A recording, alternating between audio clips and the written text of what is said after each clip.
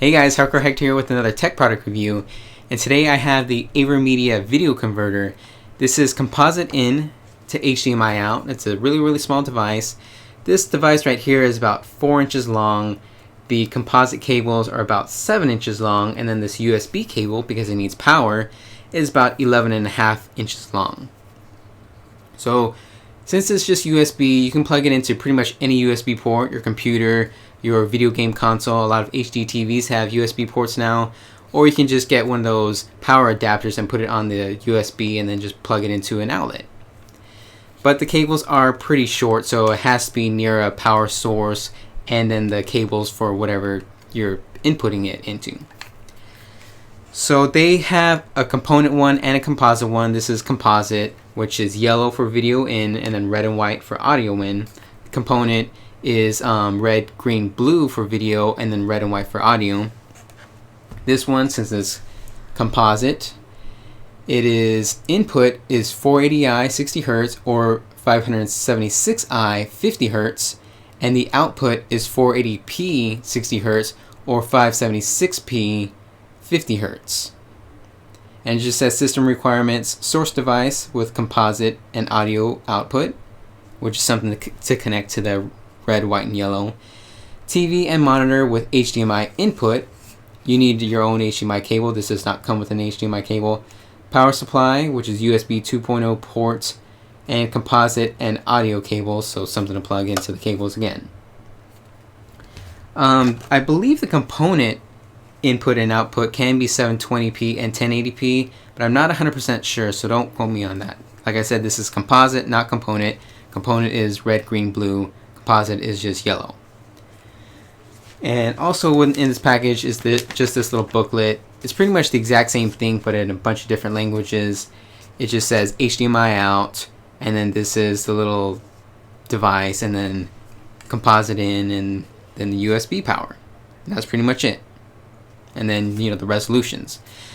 So why did I get this thing instead of like the 10 DAC video converter that I did review before? They have a ton of other video converters that you do composite or component in, HDMI out, and then there's a little switch for 720p and 1080p. Well, I tried that. The video always stretched to widescreen, and the colors were kind of distorted. Well, I don't want to say distorted. They were just changed. And so I looked as hard as I can for something that just was original to the source, and that's where I found the AVermedia video converter. But this thing is about $40, and I believe the component one, which was like $45 or something like that. I'll leave links in the description in case you want to buy them or check them out in further detail. So I just wanted something close to the source media with the 4:3 aspect ratio with 480p resolution and all that kind of stuff. So that's why I got this, because I just didn't like the widescreen video and then the color difference and then 720p and 1080p. Well, I didn't really care too much that it was 720p and 1080p. I just didn't like that it was widescreen. I don't like my video being stretched. That's why I had to get this. So maybe some people would be fine with the widescreen and then the different colors, but me, I just want to be close to the source media. But yeah, and as I said when I was reading off the specs and all that kind of stuff, this can do 60 frames per second output, which is 60 Hz or whatever, at 480p. And the video capture device that I have in my computer, it only has HDMI in. That's also why I got the HDMI out and I got rid of my hop hog.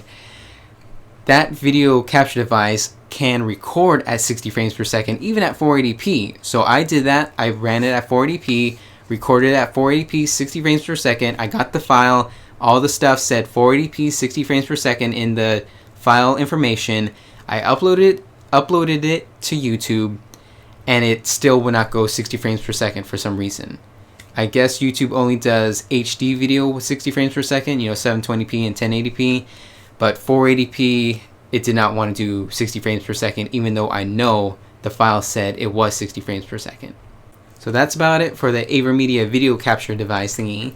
If you want to buy it yourself, I will leave links in the description to Amazon listings.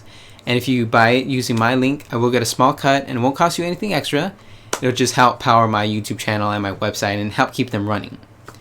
So if you found this video useful or helpful, or if you just appreciated me doing it, you can give it a thumbs up.